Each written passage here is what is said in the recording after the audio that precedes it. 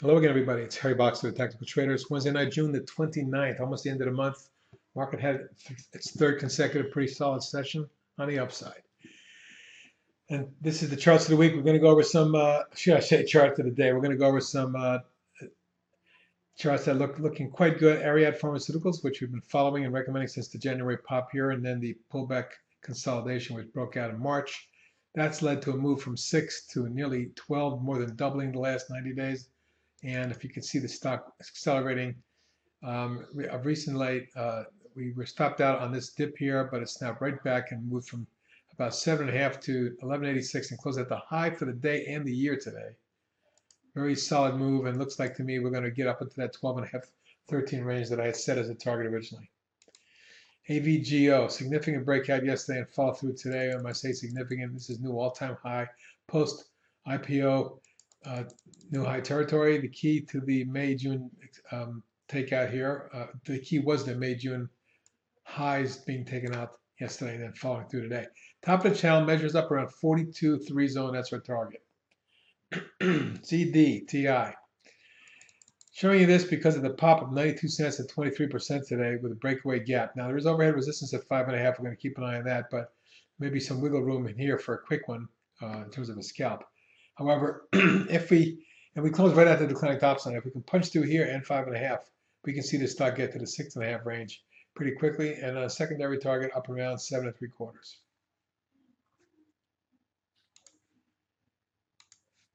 Endologix ELGX popped a couple days ago. It's been flagging, looking quite good and a nice setup for further levels. You can see multi-year highs. We're going back to 2011-year highs. And the way we're drawing this channel, you may get some resistance up around 9.75. That's my short-term target, but eventually looking for a move to the $11 range, maybe better. Elan Corp, one of our swing trades, nearly hit our target today. We're 18 cents short. We had 11.75 target, which I had raised from 11. It was unchanged today after reaching as high as 11.57.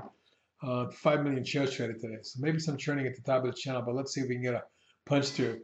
Eventually, I think this stock makes it up into the 13-14 zone. ESIC. After this pop earlier this year and pullback earlier this month and pullback and then reversal, this is the key day right here, taking out the early June high. And since then, it's moved up nearly every day, tagging 582 today from about the 420 range just a week and a half ago.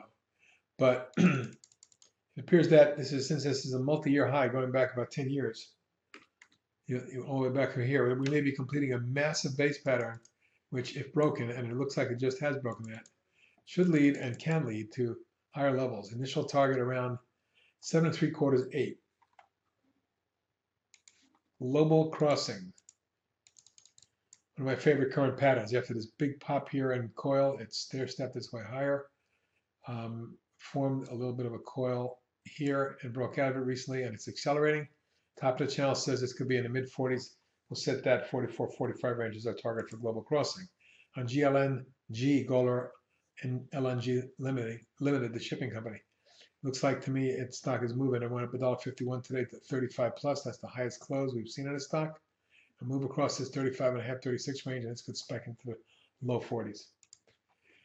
Recent IPO, Next Innovation, which opened around the 14, 15 range and then dipped down to under 10, has reversed sharply in the last few sessions. Not the big pop on Monday, the pullback yesterday, and then a snapback of 70 cents today. It's forming a little consolidation here. A move above 15.25 could get this one exploding, and I'm going to set a $17 target.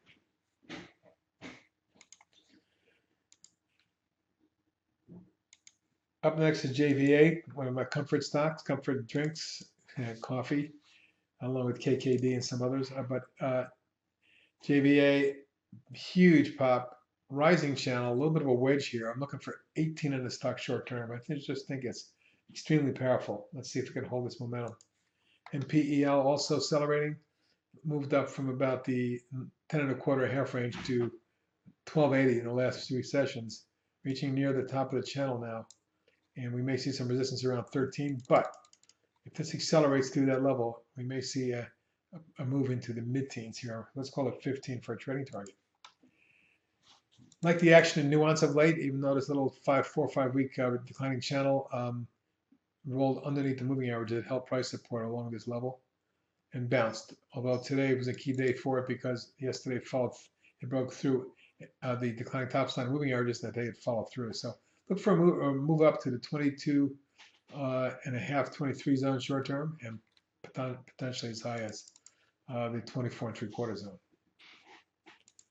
ORS, even though it backed off its high today, still closed up on the day, and you can see this rising channel, which is an accelerated one, may result in a take out of the high and a pop up into the 10-11 zone.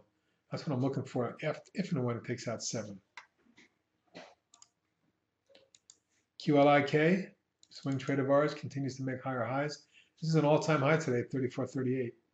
And I'm looking for more acceleration to take this into the $38 zone. That's our swing trade target. SREV, which we entered today, broke out of the flag, popped, pulled back, and today broke out again. And I'm looking for the stock to make it into the high 20s. Let's call it 27, 28 for SREV. And lastly, XTXI, also a swing trade, which popped last month and platformed here for a couple weeks, even though they have a one-day fake breakout. It back off, retested twice, held price and moving average support. It's been snapping back today up 56 cents, getting as high as 12. That's a nominal new high. And at this point, I'm looking for a move that takes it to the top of the juxtaposition of these two lines up around 15. That's it for today. Have a good evening.